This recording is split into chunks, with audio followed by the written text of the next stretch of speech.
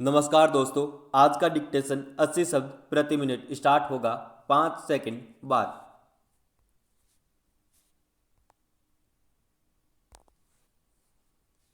Start.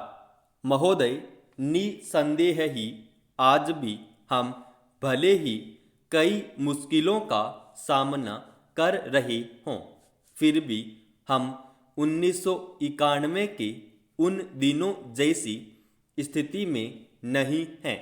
एक राष्ट्र के रूप में हमने काफ़ी भरपाई कर ली है और हम आगे बढ़ने के लिए तैयार है। श्री राव के नेतृत्व के बिना यह संभव नहीं था। अब यह अटकल लगाना व्यर्थ और मूर्खतापूर्ण भी है कि कोई और नेता होता तो क्या कुछ ज़्यादा और बेहतर किया जा सकता था या नहीं। तथ्य यह है कि वही नेता थे जिनके कारण हम एक ऐसी स्थिति तक पहुंच गए हैं जो देश और उसकी तरक्की के लिए निरापद है। हम जिस अवधि से गुजरे हैं वह बहुत मुश्किल और हलचल पूर्ण थी। सोवियत संघ के पतन और विघटन से हमारी जो कुछ भी अंतर्राष्ट्रीय स्थिति थी उसका आधार ही खत्म हो गया। ऐसा लगता है कि हमारे देश में कुछ लोग इस घटना का पूरा मतलब नहीं समझ पाए हैं। बेशक यह कम्युनिस्टों और आधुनिक समाजवाद के अन्य समर्थकों के लिए बेहद चिंता का विषय था। इससे उन सभी निष्पक्ष देशभक्तों को काफ़ी दुख हुआ जिनके लिए सोवियत संघ अच्छा मित्र था और अकेली विदेशी शक्ति थी जो हमेशा हमारे साथ खड़ी होती थी।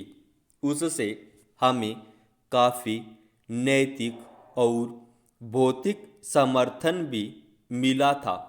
हमारे देश में सोवियत संघ के तमाम मित्रों में भी यही लोग यह नहीं समझ पा रहे हैं कि आर्थिक, वैज्ञानिक और प्रौद्योगिकी के हिसाब से इसका क्या मतलब था और है।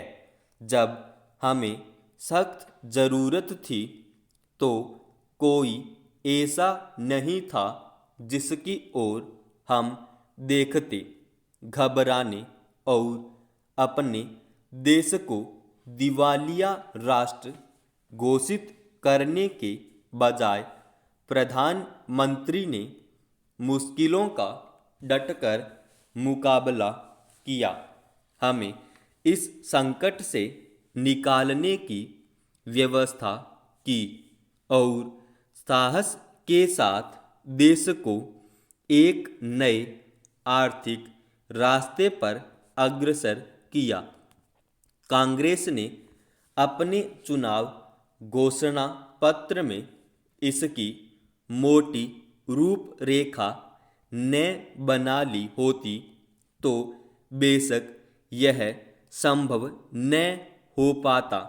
इस घोषणा पत्र के मुख्य निर्माता स्वयं राजीव गांधी थे और इसे तैयार करने में श्री राव उनके मुख्य सहायक थे।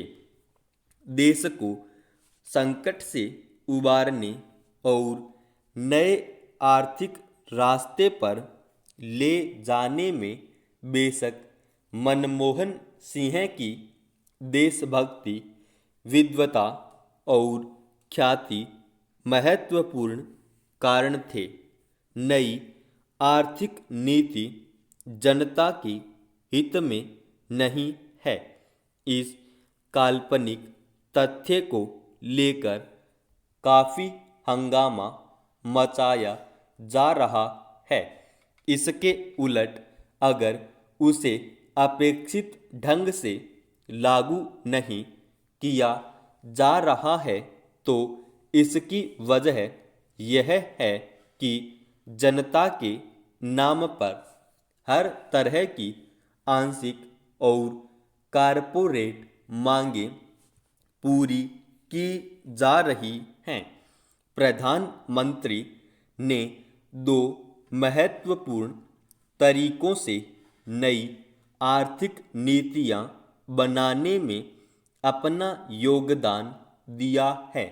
सबसे पहले तो उन्होंने नई नीति लागू करने के लिए मध्यम मार्ग अपनाने पर जोर दिया है।